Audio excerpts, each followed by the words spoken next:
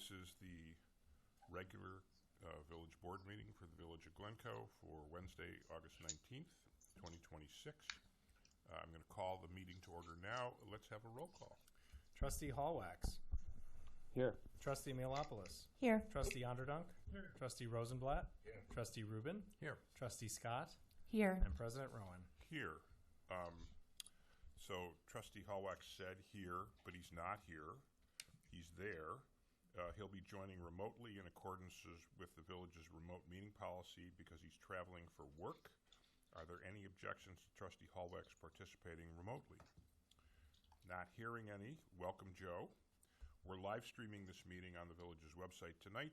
The video recording will be likewise made available on the village's YouTube channel. First item on the agenda is consideration of minutes. We've circulated minutes for the Board of Trustees Committee of the Whole meeting on July 16th and the Board of Trustees regular meeting on July 16th. Unless there are any comments or corrections, is there a motion to approve the minutes? So moved. Second. It's been moved and seconded. All in favor say aye. Aye. Aye. Minutes are approved. The next item on the agenda is public comment time. This is where we allow members of the public to address the village board on a topic that's within our purview and jurisdiction but is not listed in another location on the agenda. If you want to speak about a matter that is listed on the agenda, wait until that agenda item is called, and we'll give you an opportunity to speak then. If your matter is on the consent agenda, you want to talk about it, let us know, and we'll remove it from the consent agenda so you can talk about it. Anyone who wants to speak should fill out a written speaker form located at the back of the boardroom and give it to the village manager. He's right here. This time, public comment time, is intended as an opportunity for you to make comments to the village board. We'll listen to everything you have to say, but this will not ordinarily be a time for discussion or engagement by us. If appropriate, we may direct the village manager or other village staff to respond to questions or issues that are raised. They would respond at a later date. All speakers will be limited to 3 minutes. To be fair to all, we'll strictly enforce this rule. Per our established policy, we're going to limit all public comment to a total of 30 minutes. We ask that all speakers be respectful, civil, and non-repetitive. We ask that all members of the audience refrain from any applauding or making any other comments during or after any speaker. With that introduction, are there any non-agenda public comments? I'm looking at the room and I see all the village staff over here and the public. They've had enough. There's nobody there, but maybe they're coming back. Okay, that completes public comment time. Next item on the agenda is reports of the committees. The first committee report is the Committee of the Whole, and I'll do that report. The Committee of the Whole met starting at 5:30 today downstairs.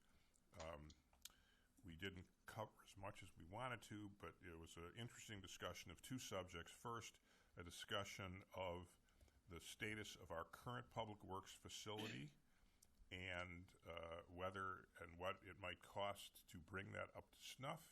And then we also looked at the possibility of building a public works facility at the water tower site.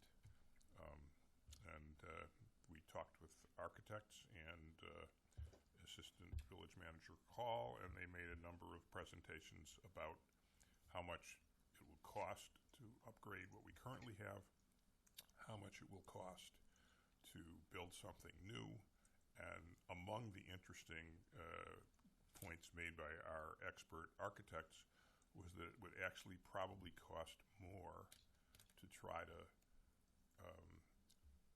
work with our current facility as opposed to moving it, and that doesn't even count the possible benefits of opening up the current public works site to a more private use.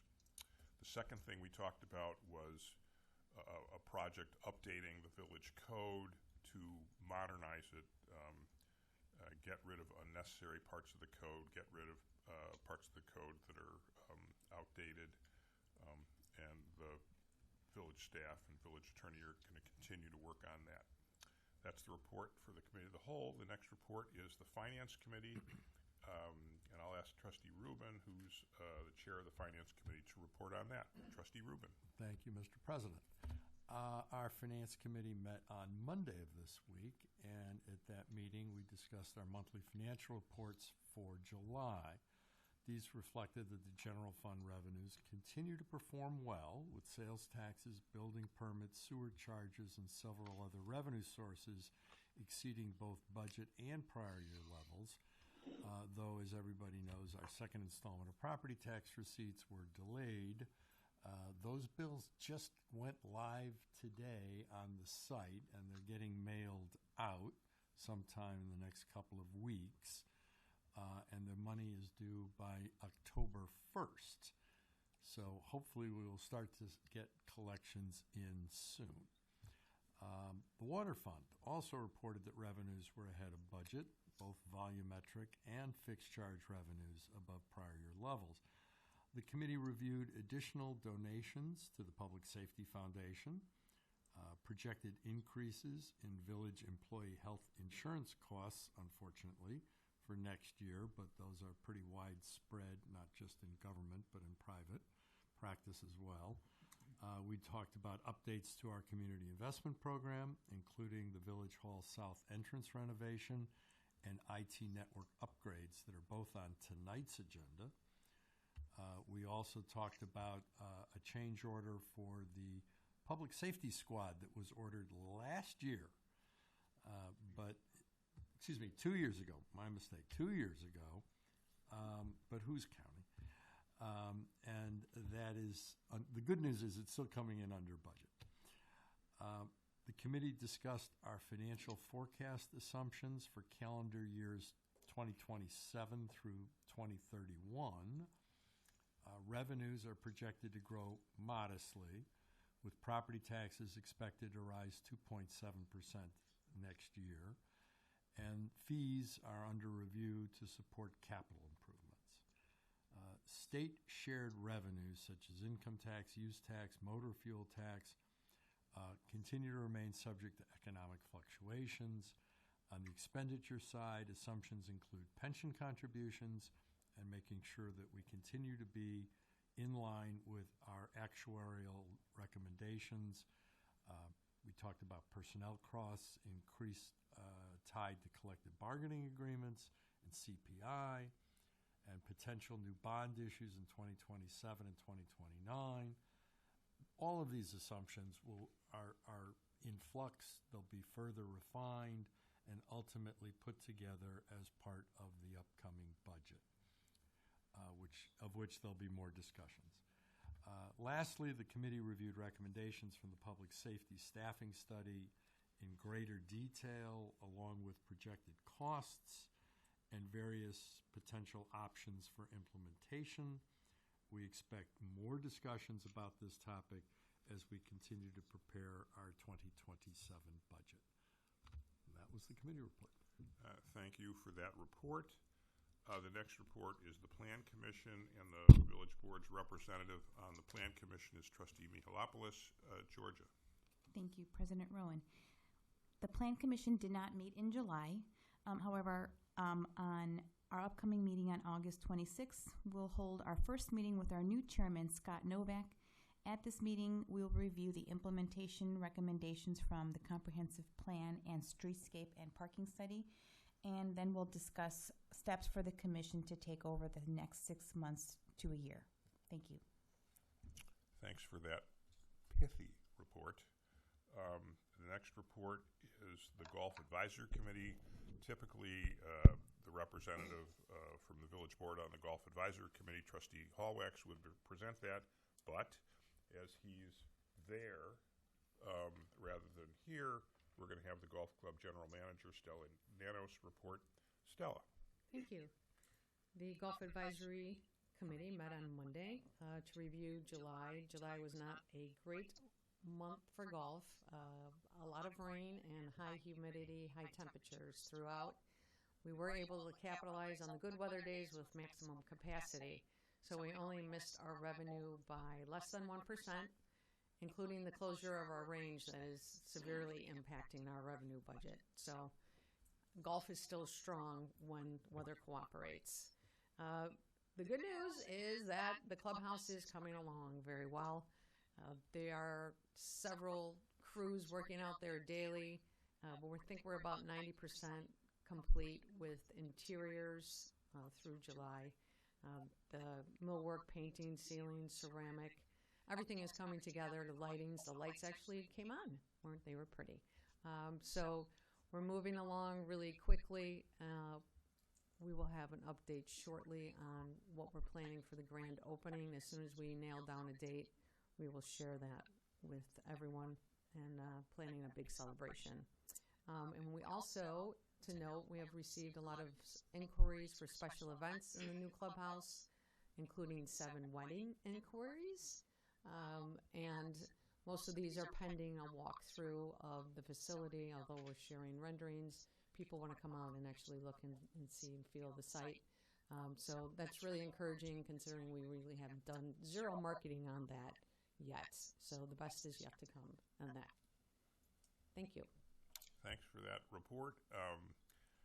This is the first time I can remember that we didn't dramatically beat our budget, and it's unbelievable that with all the headwinds, we only missed by 1%. So keep up the good work. Next report is the Sustainability Task Force. Trustee Rosenblatt is the Village Board's representative on that. Trustee Rosenblatt. Thank you, President Rowan. The Sustainability Task Force met on July 28th and received an update on the Sustainability Action Plan, including the July 7th planning workshop, where the planning team endorsed the revised framework organized around sectors, goals, performance measures, and village and community-wide action items. The planning team will review and prioritize a refined list of action items at September 8th meeting, with a draft Sustainability Action Plan expected in October.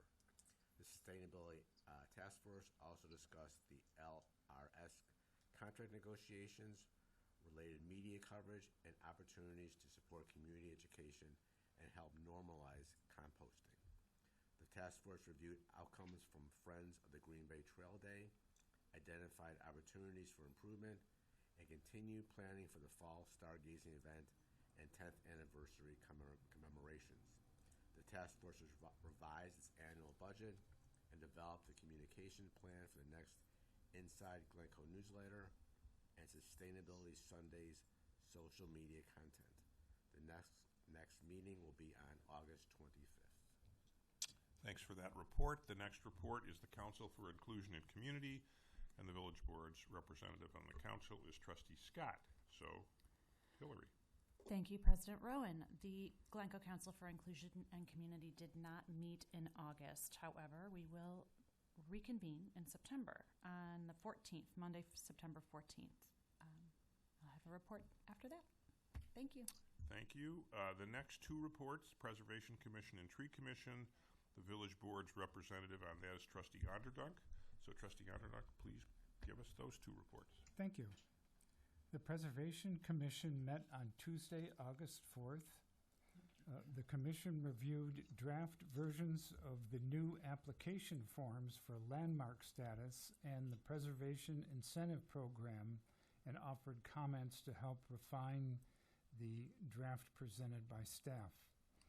This work built on the groundwork from the Commission's June meeting, which covered the rollout and communications plan for the new incentive program.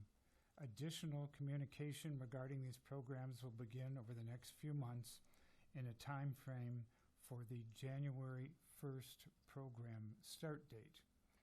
The Commission also discussed a proposed demolition at 950 Sheridan Road, but took no action on the proposal. Looking ahead, the next Preservation Commission meeting has been moved from September 1st and is now scheduled for Tuesday, September 8th at 5:30 p.m. Shall I move on Yes, to the please. Tree Commission? Yes. Yes, okay. That commission's been very busy this year. The commission met on Monday, August 10th, and received updates from staff regarding parkway tree planting and the tree nursery partnership with the Park District. The Green Bay Trail project, the golf course buckthorn removal and restoration activities, the Forest Edge Tree Planting Plan, and the Sustainability Action Plan. The July 27th storm event resulted in 20 lost trees in the community, and some of them were quite large. The commission also discussed the recently planted America 253, a swamp white oak at the train station commemorating the 250th birthday of the nation. The commission also discussed the Friends of the Green Bay Trail Day event held on July 25th. And the commission gave away 120 white oak samplings. And the commission also discussed opportunities for future programming with the Sustainability Task Force and the Park District and Library. Finally, the commission discussed the submission for the Tree of the Year program and selected a Tree of the Year winner at which would be a legacy oak at 213 Hazel on the grounds of the North Shore United Methodist Church. It lost a major limb in a windstorm in the 1990s, but has continued to shelter the congregation's Sunday morning services. The commission chose this tree above all for its deep ties to the community and have watched it grow over the past almost 150 years. The next commission meeting is scheduled for October 8th at noon. Thank you. Thanks for that report. And that concludes the reports of our committees and commissions. So the next item on the agenda is reports of officers, and the first report is the village manager's report. So I'll ask Village Manager Corrali to take over. Thank you, President Rowan. Good evening, everyone. A few things on my report this evening that I'd like to walk through. The first is our second quarter department reports. This is the document itself. It starts on page 14 of tonight's packet. And I wanted to highlight just a few things from the second quarter, which runs April 1 through June 30th. There is a lot of information in those reports, but I think a few numbers are particularly worth calling out because they do help give a sense of the volume of work that our staff continues to manage. One that really jumped out at me as I was reading this was the number of FOIA requests, Freedom of Information Act requests. During the second quarter, we received and processed 179 FOIAs. During the same quarter last year, that number was 42. I will say when you see a fourfold increase year to year, there's any number of reasons why that may be happening, but it is a pretty significant staff impact. FOIA is very important, and responding to those requests accurately and within the time frames that are set is very much part of our commitment here in Glencoe to transparency. But each request may require staff to identify records, review them, coordinate with different departments, and in many cases work with legal counsel, then go through, redact, and ensure that everything that's redacted is appropriately redacted. So it's just an illustration. It doesn't showcase the number of hours. That is a factor that I would like to begin to report out to the board. But I would tell you it's many more than 179 hours of staff time to process 179 FOIA requests. So just a good point to underscore. I think we are all aware of this, but we are seeing significant activity in development and construction throughout the community. Development Services issued 403 permits during the quarter, which is a 14% increase from the same period last year. That's about $760,000 in permit revenue. Over the first half of 2026, permit volume is 39% higher than it was the first half of last year. And that activity isn't stopping with Development Services. As the board will recall, we added some additional resources to our engineering team in this fiscal year, and we are putting those resources to work. Public Works conducted 243 engineering permit reviews this quarter compared with 160 in the first quarter, and engineering inspections increased from 48 to 138. Obviously, a lot of that is impacted by construction activity, but they are busy out there. Of course, it's worth noting that during this quarter, S&P once again reaffirmed Glencoe's AAA bond rating, the highest possible. That allows us to borrow at more favorable rates and ultimately reduces the cost of those investments to our taxpayers. So a very, very important factor. And finally, despite all that day-to-day activity, we continue to make good progress on the priorities established by the Village Board in our strategic plan. We are literally at this point about 50% of the way through the period of time that the strategic plan is intended to cover. So it is its work plan ties us up through the end of 2027.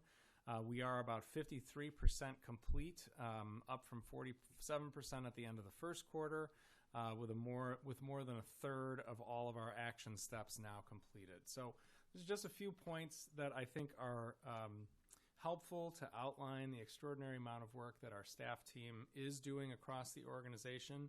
A lot of it's very visible to the community. I would say a great deal of it happens behind the scenes, and folks don't have the chance to see that. So I encourage everyone to take a look at our quarterly reports. I want to thank our staff, our department directors, all of our employees. These reports are really full of numbers, but behind every one of those numbers are people that are doing the work every day. And so just want to underscore how grateful I am to them and proud of them for the work that they are doing on behalf of everyone here in Glencoe. It is back to school time. For those of you without kids in school, maybe that's not as exciting, but for me, school starting is not such a bad thing. It starts this coming Tuesday, August 25th. Public safety in particularly has been working with our community partners in District 35, preparing for students to return. We are onboarding a new contractor that's providing crossing guard services, and I'm grateful to say they are ready for action. And it's been a busy summer of preparation and working with our partner governments, especially District 35 and the Park District. And we've been doing a lot of training on safety, including tabletop exercises and more targeted dialogues with our colleagues. Our unique and important working relationship is truly critical for our collective goal of working to ensure that our schools, parks, and community at large are safe. So special thanks to public safety, especially to Public Safety Lieutenant Ken Pasoza, who does a lot of those tabletop exercise prep and facilitation projects. But it really does take a large number of our public safety team to work to support that effort. So as I mentioned, school is back in session starting next Tuesday.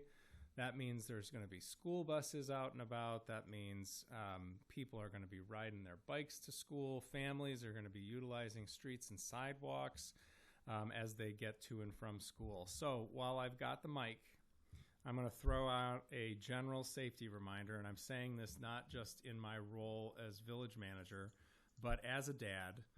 Everybody who drives a car in this community, whether you live here or you don't, and whether you're driving just in Glencoe or you're not, please slow down.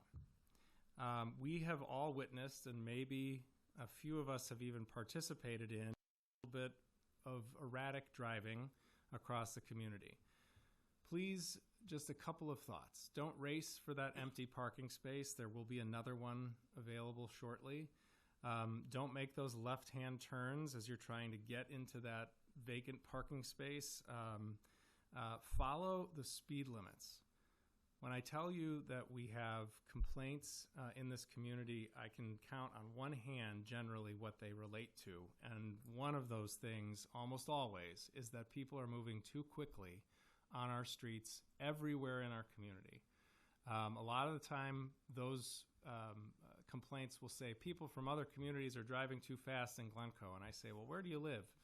And they say a dead-end street. And I say, those people aren't coming from other places. Those are probably your neighbors. And I'll tell you, I'm one of those people every so often myself where I'm driving through town and I'm not paying attention and suddenly I'm going 40 miles an hour down Dundee Road. Don't do that. Pay attention, keep your eye on the ball, and make sure you're not rolling through the stop signs, because that's complaint number 2, that people don't stop at our stop signs. Public safety can only be so many places at so many times. They cannot write tickets for everything. They cannot be always out there patrolling at every intersection. So that relies on us to be vigilant and responsible as we're driving. All of these are simple but important reminders, especially as our kiddos go back to school. So real quickly, just a couple of special events that are still happening even though school starts next week. On Tuesday evening, our last Public Safety and Public Works Training Day will take place from 5 to 6 p.m. at the Takeif Center parking lot. So our equipment, our team, and a lot of fun for all is going to be present that evening as we demonstrate public safety's training and let our community take a closer look at all of our vehicles and equipment. It's really been a great effort over the last 3 weeks. This is a second year of this initiative, really well attended. Special thanks to Public Safety and Public Works for putting that on. And then Sammy reminds me that our last and biggest Glencoe Alfresco event takes place next Friday, August 28th. We are shutting down the east end of Tudor Court, just as it was designed when we redid that streetscape. This will be our first chance to actually do that. We're setting up a stage in the street. Maggie Speaks is the band, and we will have food trucks and fun for everyone that evening. So I encourage you, as we kind of drum summer out, to take one last chance to enjoy some outdoor activities with your friends and neighbors. And then we get to Labor Day, which is Monday, September 7th. Village Hall will be closed that day. Monday and Tuesday, garbage and recycling collections. That week will move to Tuesday and Wednesday. And with that, I'm happy to answer any questions you may have. Thanks for that report. Let me say a couple things. I'm not sure that these were our questions. Congratulations to our superb staff, Phil, Nikki, Margaret, everybody for getting us our AAA rating. That is good news. That saves our residents money because we need to use bonds to pay for our long-term stuff. The bad news is that we exist not just in this little village, but in the country and the world. And if you've been paying attention to the news, bond rates look like they're going up. So we're going to have to deal with that, but at least we will not have to worry about our contribution to it going up because we are AAA. Second thing I want to mention, Village Manager Crowley talked about adult driving. I've never seen anybody stop going north on Hofelder when they get to Wesley. There is a stop sign, but nobody has ever stopped there. I encourage you to be the first so you don't crash into me because I'm often on Wesley. One thing the village manager didn't mention is parents should tell their children to be careful when they're riding scooters and bicycles uptown on the sidewalks, not to run over the old people, which include me. That's another area where bad stuff could happen. Those are just the extra comments I wanted to make. Anybody have any questions to the village manager about any of the other items he talked about? I don't see any, so that brings us to the next item on the agenda, which is the village president's report.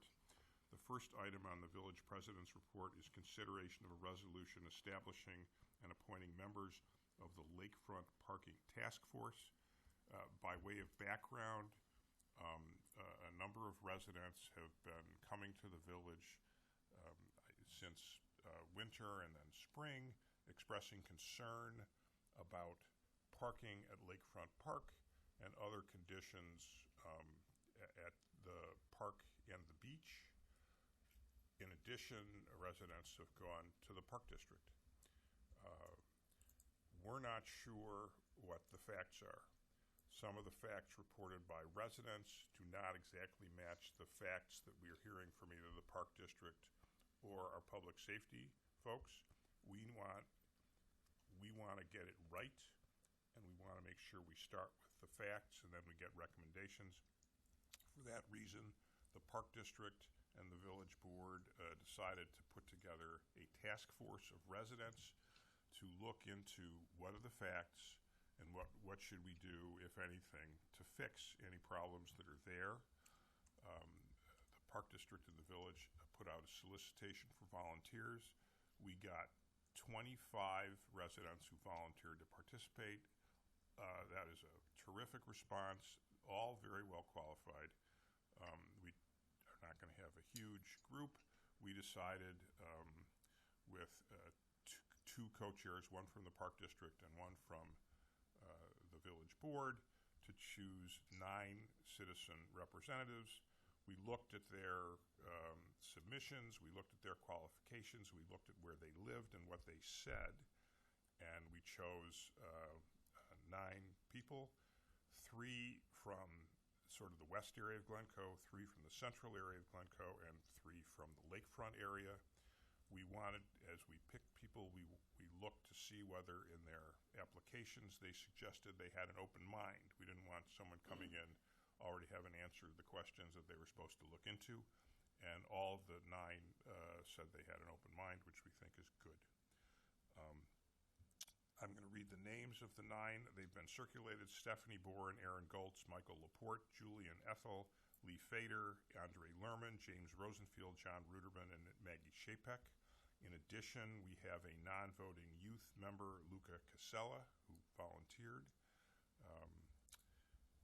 Unless there are comments or questions about this group of volunteers that will serve as our lakefront parking task force, is there a motion to approve the resolution creating the task force and appointing the members? I'll move it. It's been moved. I can second. It's been moved and seconded. For this, we need a roll call. Trustee Mealopoulos? Yes. Trustee Hallwax. I jumped Yes. right over. Trustee Mealopoulos? Oh, yes. Trustee Onderdonk? Yes. Trustee Rosenblatt? Yes. Trustee Rubin? Yes. Trustee Scott? Yes. The motion carries, so the task force is created and the members are appointed. Because this is jointly done, the Park District either has done or is about to do the same thing. Okay, so now this joint task force, combined Village Board and Park District will get to work, and they'll report to us, and then with accurate information, we'll do the best we can to make it right. Okay, the next item on the agenda is consideration of a proclamation declaring September 2026 as Ovarian Cancer Awareness Month in the Village of Glencoe. We've circulated the proclamation. There's nothing more important than awareness on ovarian cancer, because if this is a disease that one needs to get ahead of in order to catch it and avoid a horrible result. Unless there are questions or comments, is there a motion to approve the proclamation? So moved. Second. It's been moved and seconded. All in favor say aye. Aye. The ovarian cancer proclamation is approved. The next item on the agenda is consideration of a proclamation declaring September 15th to October 15th, 2026 as Hispanic Heritage Month in the Village of Glencoe. We've circulated that proclamation, and unless there are any questions or comments, is there a motion to approve this proclamation? So moved. Second. It's been moved and seconded. All in favor say aye. Aye. Aye. This proclamation is approved. The next item on the agenda is the consent agenda. The consent agenda includes items that have been published online for the community and reviewed by the board members individually or together as part of our committee of the whole. We don't think they warrant any further public discussion. Unless there is, I don't see any public here to ask about it. Unless there's further board discussion, is there a motion to approve the consent agenda? So moved. Second. It's been moved and seconded. We need a roll call for this. Trustee Hallwax? Yes. Trustee Mealopoulos? Yes. Trustee Onderdonk? Yes. Trustee Rosenblatt? Yes. Trustee Rubin? Yes. Trustee Scott? Yes. The consent agenda is approved. The next item on the agenda is regular business, and the first item is consideration of a resolution authorizing the execution of a contract with Allied Alliance, Inc. of Bolingbrook, Illinois, for the Village Hall South Entrance Rehabilitation Project for an amount not to succeed $339,900. And I'll ask our Public Works Director, Monica Sarna, to present. Monica. Thank you. So I thought I would start by talking about why this project is necessary. This is our south entrance to the Village Hall, and what we've seen over the past 5 to 10 years is a more rapid deterioration of the facade in this south entrance terrace. And what we're seeing is that this may be due to underlying drainage issues. And so we started working with a architect, Robert Flubacher Associates, in 2025 to look at doing a redesign that would address the underlying drainage issues while also preserving the historic appearance of our south entrance. So what we're looking to do is rebuild the foundation and ensure proper drainage so that the facade holds up longer over time, and fixing the underlying issue. Also within the scope of work, we're looking to address the terrace wall height. It had been identified in previous audits that the height of the railing was too low, posing a fall hazard. And so with the redesign, in order to maintain the outward appearance as it stands today, we'll be lowering the elevation of the interior of those seating areas in the terrace to then create a taller wall height.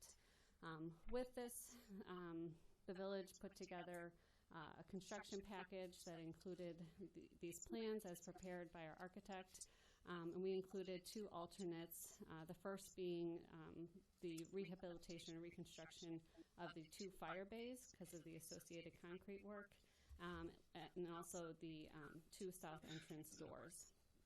So we went out to bid. We received 7 bid responses, and the lowest bidder was Allied Alliance. All of the bid results, a majority of them came back with very close results. So we are confident in the numbers that we received. However, they were over budget. So what we would like to propose is us moving forward with just the base bid, not with alternates, and that's the price that you see reflected tonight at the $339,900. The construction timeline for the project, we're looking to begin as soon as possible. So beginning in September, I will be connecting with the board's approval. I'll be connecting with the contractor tomorrow so we can start sourcing material for the project to ensure that those longer lead time items can arrive on time. But we are expecting that this project will wrap up by early November of this year. I also wanted to share some photographs of the south entrance to kind of explain or elaborate on some of these issues that we are seeing. So you can see on the first 2 vertical photos some of that more rapid deterioration that we're seeing. The top right photo, you can see that dark brick and then the circle hole kind of in the base of one of the terrace. So that is the existing drainage. The water, as the rainwater comes down on the terrace, it goes out there. And some of the construction surrounding that, you can see we have that black mold on the brick. You can see that the water is not draining as it should. So with this reconstruction, we will be addressing those underlying issues. At this time, I'll see if there's any questions. Any board members have questions? Trustee Mihalopoulos. Thank you, Monica. On the alternate bids, do we plan to do that work later, or what is our plan for that? Yeah, we did see good pricing results Yeah, we did, yeah. For those bid alternates of the fire bay and the south doors. We are looking to do those, at least the doors next year. And we would probably bundle that with both the north entrance and the south entrance doors, and then probably separate the fire bay replacements as a separate contract, because the doors in the concrete driveway, we would separate those two separate ones, and hoping to see favorable results with those If not separately. similar, or if not better than the bids that we got now. Yeah. Okay, thank you. Okay. Obviously, it's regrettable that the costs are high, but if you read the news, we exist in the world where costs are high. Is there a motion to approve the contract with Alliance Allied, Inc.? So moved. Second. It's been moved and seconded. Let's have a roll call, please. Trustee Hallwax. Yes. Trustee Mealopoulos. Yes. Trustee Onderdunk. Yes. Trustee Rosenblatt. Yes. Trustee Rubin. Yes. Trustee Scott. Yes. Motion carries. Okay, thank you, Public Works Director Sarna. Next item on the agenda is consideration of an ordinance amending the village's municipal code to remove Chapter 35, Undertakers, and to create a new chapter for impact fees. That's Chapter 32. And I'll ask our Development Services Manager, Development Services Director, Taylor Baxter, to present. Taylor. Thank you, President Rowan, members of the board. This is an ordinance before you tonight which would amend the municipal code, chapters 31, 32, and 35, primarily dealing with park and school fees, impact fees that are collected for park and school functions for certain types of development. Also included in that ordinance is a slight reorganization of these three chapters to help accommodate that change. We touched on this briefly in Committee of the Whole, but we didn't have much time to get into it. So just a little bit of background. The purpose of this is really to better meet the intent of the regulations for park and school fees that the village collects. And it does that by updating the language regarding what triggers the collection of those fees.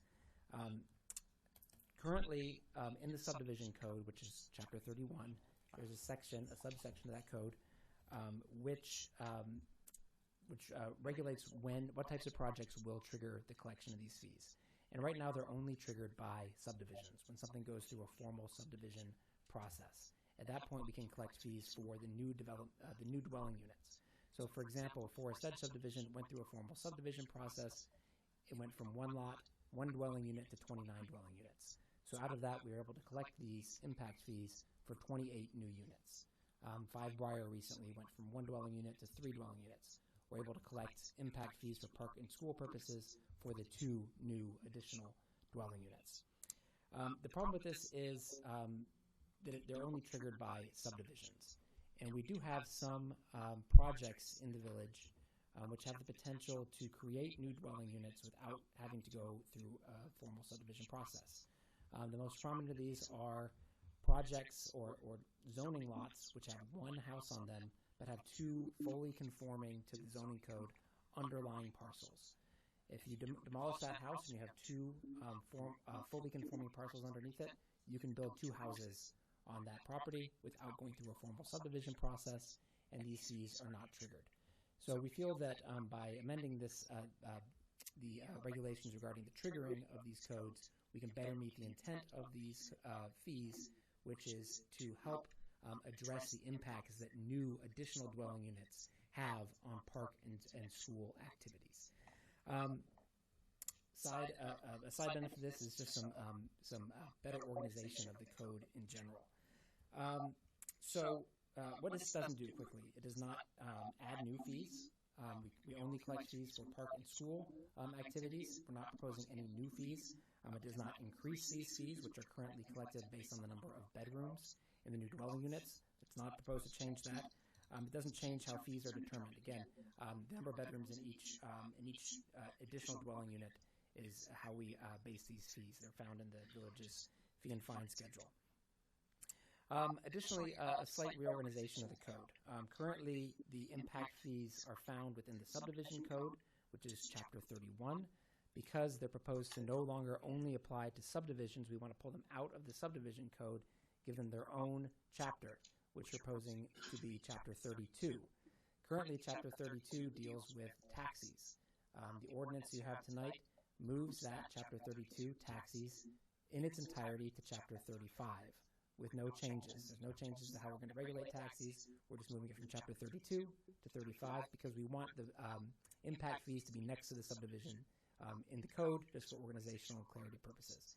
Chapter 35, where the taxi section is proposed to go in its entirety, is currently undertakers, and this ordinance would eliminate the undertakers chapter altogether. So again, pull the impact fees out of 31 subdivisions, create impact fees in Chapter 32, move taxis from 32 to 35, and eliminate 35, which is undertakers. Again, no proposed changes to the text of the taxi section. If you find this to be appropriate, you could move to adopt the ordinance. You have attached to the agenda tonight. It takes care of all of those amendments to the municipal code. I'm happy to answer any questions you might have. Thanks for that presentation, which went a little further than what we were able to cover at the committee of the whole meeting earlier this evening. So these changes seem to me to clearly make sense.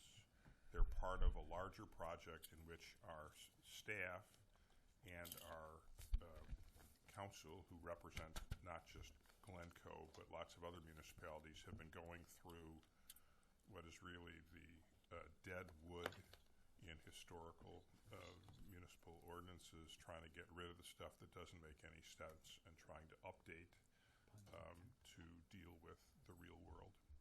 This is a small part of that, and I guess we're going to continue to do more. This clearly makes sense. Not sorry to lose the regulation of undertakers. I understand we may, in the future, jettison taxis, which we don't regulate very much.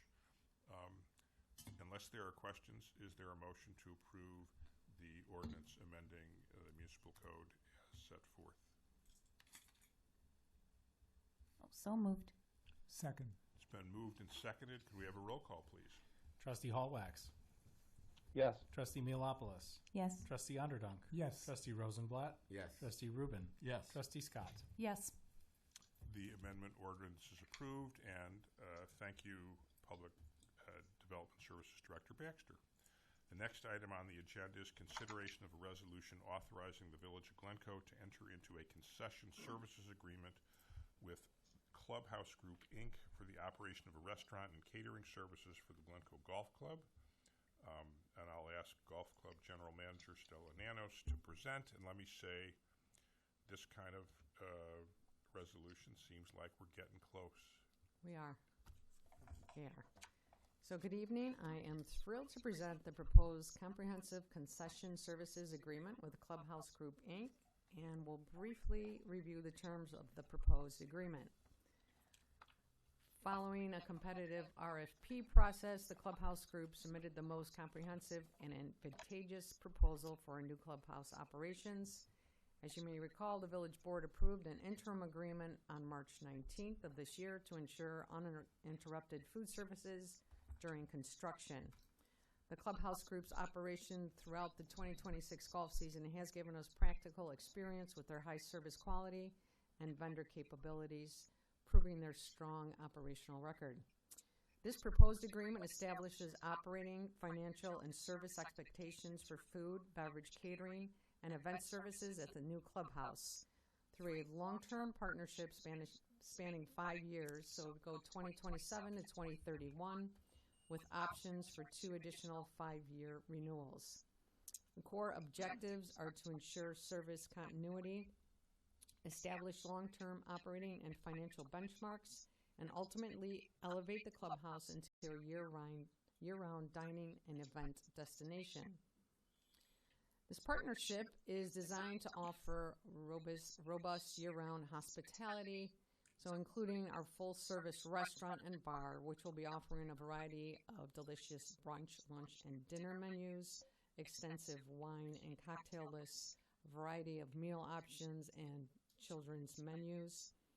They will provide an on-site special event manager who will provide full-service support for private celebrations, community gatherings, and village-sponsored events, a dedicated food and beverage service for our simulator business and our new winter activities that we're expecting with our sled hill and cross-country skiing. To protect the village's interests in this agreement, it outlines strict operational framework. The village retains explicit review and approval rights for menus, pricing, operating schedules, personnel, service quality standards, and there's clear mechanisms in place for review and adjustments if necessary. The clubhouse Group will operate strictly as an independent contractor, managing all hiring, payroll, benefits, and training of their staff. They are also responsible for daily kitchen, hygiene, sanitation, and full compliance with health licensing, liquor liability, indemnification, and insurance requirements. Financially, this agreement creates a complete financial alignment between the village and the vendor. It provides a guaranteed fiscal baseline through an annual base fee of $45,000, ensuring a predictable revenue stream. On top of this base fee, the village will participate directly in sales growth through a percentage revenue share. And that includes 8% of net food sales, 10% of net alcohol sales, and 12% of net sales from catering and private hosted functions. Additionally, 100% of the private event room rentals will be collected and remitted directly to the village. The vendor will also handle the collection and remittance of the village's local food and beverage tax. So that is a brief overview of a very well thought out and reviewed agreements that we have reviewed with our attorney and the vendor. We believe that it is fair for both sides. It provides the opportunity for us to work in a direct partnership. So we will be helping them as much as they're helping us. We're working together. The more successful they are, the more successful we are as well, not only in our services to the community, but financially speaking. So to formally establish this long-term comprehensive operating framework, staff recommends that the village board approve the proposed concession services agreement with Clubhouse Group, Inc., and authorize the village manager to execute the agreement. I'm available for any questions regarding the agreements or operational details that anyone might have. Any village board members have questions? If not, let me just say, thank you for all of your and your staff's hard work on this. Thank you to our village attorney who was all over it in terms of writing and reviewing the agreement to match the specs that Stella and her team set forth. Big step, very exciting. And is there a motion to approve the resolution authorizing the village to enter into the concession services agreement? So moved. Second. It's been moved and seconded. Let's have a roll call, please. Trustee Hallwax. Yes. Trustee Mealopoulos. Yes. Trustee Underdunk. Yes. Trustee Rosenblatt. Yes. Trustee Rubin. Yes. Trustee Scott. Yes. And President Rowan, if I could just say one thing. I really want to thank Stella because she put so much work into the RFP, and the quality of the RFP plus the quality of the response from the vendor really made drafting a comprehensive agreement easy. She had really thought of basically all of the operational details, so it was just up to me to have a document that actually was up to snuff with what they're doing over there. So. Thank you. Thank you. Thank you.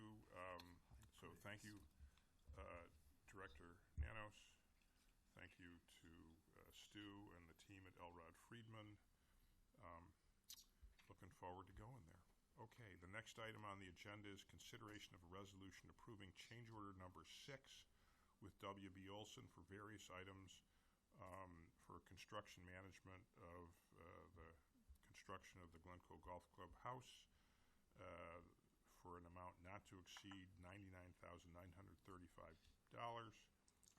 And I'll ask our Public Works Director, Monica Sarna, to present. Monica. Thank you. So I hope you all remember the last time I was up here discussing change order 5, I did say there would be another change order forthcoming. And this is one that we have been working on for a while. We're calling it a bundle of various items. And so I want to go through and talk through what those items are. A majority of them are owner-initiated changes. Those would be additional IT cooling for the IT server room, converting the walk-in freezer to a refrigeration, additional power supply needs for the kitchen, and then additional bollards within the parking lot, the service parking lot area. But as we were working towards this change order, there were some additional items, including an inspector's comment from Cook County who required additional emergency management lighting to be installed throughout the facility, so to purchase and install those, as well as some detention pond revisions for the site. So a bundle of those is where we're at with change order number 6. And through these discussions, in our, I think in change order 3, we had established a timeline and a schedule for the project to be completed by August 14th. As part of change order 5, we did add a 2-week extension because of the additional scope that work included into the project. At this time, we're asking for, or recommending, another additional 2-week time extension. It has been a very wet summer as far as the last month or so, and so there have been several weather impacts on the work on the exterior of the building. There was an unknown underground storage tank, and while we were able to quickly resolve it and get it removed with the required permitting through the state, that did cause some ripple effects in the contractor scheduling. And lastly, there's been some village owner items, such as the construction of the croquet court and event lawn, which has required some special contractor coordination, which has led to some overall delays. So the 2-week time adjustment would put the completion date at September 11th, and the previously agreed upon liquidated damages would remain at $4,500 per day beginning September 12th. We have been working closely with W.B. Olson to understand the schedule as we close out the project, and they do have the final inspections. They're scheduling those with Cook County for that first week of September to allow for a week and a half to address any of those comments, working towards that final completion date of September 11th. Are there any questions? Thanks for the presentation. Obviously, nobody loves the fact that we're paying more money and it's getting delayed by a couple of weeks. But we have confidence in you and your team that you've been driving as hard a bargain as you can to get this done. Thank you. And with that, is there a motion to approve the resolution approving change order 6? So moved. Second. It's been moved and seconded. Let's have a roll call, please. Trustee Hallwax. Yes. Trustee Milopoulos. Yes. Trustee Underdunk. Yes. Trustee Rosenblatt. Yes. Trustee Rubin. Yes. Trustee Scott. Yes. The motion carries. Change order 6 is approved. That's the last scheduled item on the agenda. Is there any other business? If not, we're going to move into closed session pursuant to the Open Meetings Act 2C1, 2, 8, and 21. Is there a motion to move to closed session? So moved. And I would add to go into closed session and then to adjourn immediately therefrom. Afterwards, yes. Thank you. We need a roll call for this. Trustee Hallwax. Yes. Trustee Milopoulos. Yes. Trustee Underdunk. Yes. Trustee Rosenblatt. Yes. Trustee Rubin. Yes. Trustee Scott. Yes. The motion to move to closed session and then to adjourn after that has been approved. So it's been nice knowing everybody.